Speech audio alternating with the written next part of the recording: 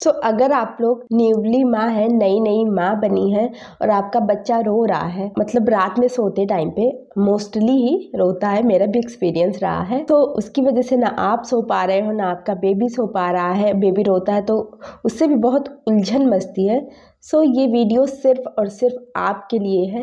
आप ट्राई करना जो मैं बता रही हूँ, फिर कमेंट भी करके बताना इससे कुछ फ़ायदा हुआ या नहीं हुआ। आपका बच्चा बहुत आराम से सोएगा। Hello parents, welcome back to my channel baby care by Vedika. सबसे पहले मैं आप सभी के बच्चों के स्वास्थ्य की और उनके उज्जवल भविष्य की कामना करती हूँ। चलिए फिर वीडियो को स्टार्ट करते हैं कि बच्चा क्यों रोता है।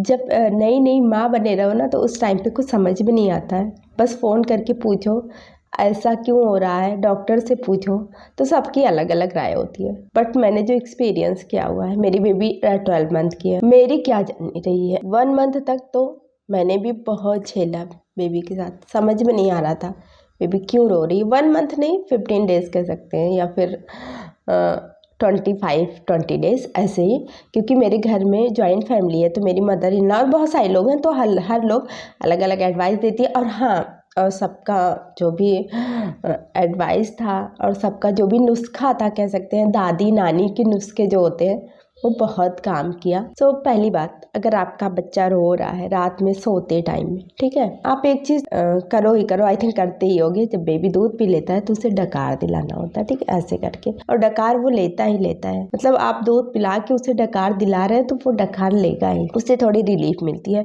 मोस्टली क्या प्रॉब्लम होती है कि गैस की प्रॉब्लम हो जाती है बच्चों को। दूसरी क्या प्रॉब्लम, दूसरी भूख की प्रॉब्लम होती है। पहले गैस की प्रॉब्लम को सॉल्व करते हैं, फिर भूख के बारे में देखते हैं। तो क्या होता है, एक तो पहली बात आप डकार दिलाओ, ठीक है, और आप डेली ये नियम बना लो। 6 मंथ क्या 7 और 8 मंथ तक मैंने ऐसे ही किया है। हींग है आपके घर में, और हींग को क्या करो, आप एक स्पून में घोल लो और उसके बेबी के नाभि पे, ये फिंगर्स में, दोनों हाथ के फिंगर्स में और पैर के फिंगर्स में अच्छे से लगा दो। डेली सोते टाइम, बच्चा रोए या ना रोए, ये मेरा नियम बन चुका था। 8 महीने तक मैंने रेगुलर किया। हालांकि अब 1 साल की हो गई, बट अभी भी कभी भी ऐसा फील होता है कि हाँ उसे गैस की प्रॉब्लम होती है, तो मैं दे देती हूँ। हालांकि अब वो खाने लगी है, तो मैं फिर उसके दाल वगैरह में, मतलब दाल बनता है तो उसमें हींग डाल के ही बनता है मोस्टली। अगर आपका बेबी भी बड़ा होएगा, फिर खाने वाला वीडियो आप भी देखोगे, तो चैनल को सब्सक्राइब कर लेना, क्योंकि मैंने इस पे बहुत सारे बेबी फूड डाले हुए हैं और आगे भी डालूंगी। तो अभी आपका बेबी छोटा है, तो यही बात करते हैं कि बेबी रोता क्यों है।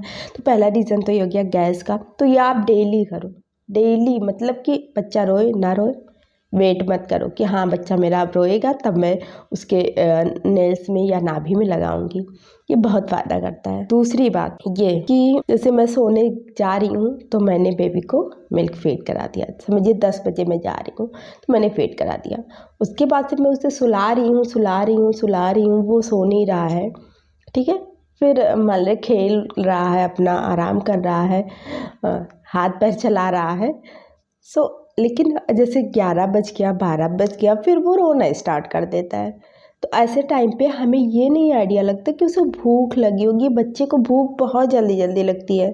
मैंने तो सोचा कि मैंने उसे अच्छे से फीड करा दिया है, अब वो सोएगा आराम से। लेकिन उस 1 डेढ़ 2 घंटे के दौरान उसे फिर से भूख लग जाती है और वो फिर से रोने लगता है। उससे उस टाइम पे अच्छे से फीड कराएं आप। ऐसा होता है कई बार कि जब मदर मिल्क फीड करते हैं बच्चे ना, तो अच्छे से कर नहीं पाते हैं, या फिर आप प्रॉपर उठ के बैठ के कराओ, मतलब लगे कि हाँ अब वो फुल हो चुका है, तब तो सही है।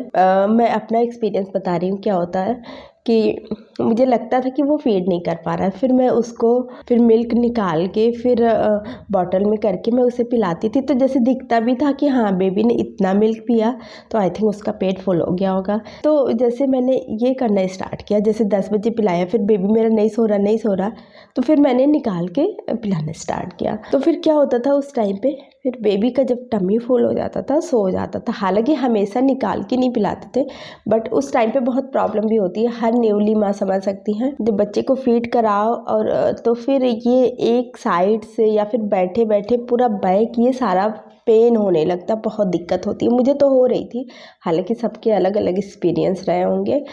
मुझे बहुत पेन हो रहा था, सो मैं निकाल के ही पिलाती थी। सो मदर मिल्क जो क्या होता है ना, मदर मिल्क एक टॉनिक होता है। आप मदर मिल्क ज़रूर फीड कराएं अपने बेबी को, बहुत फ़ायदा करता है।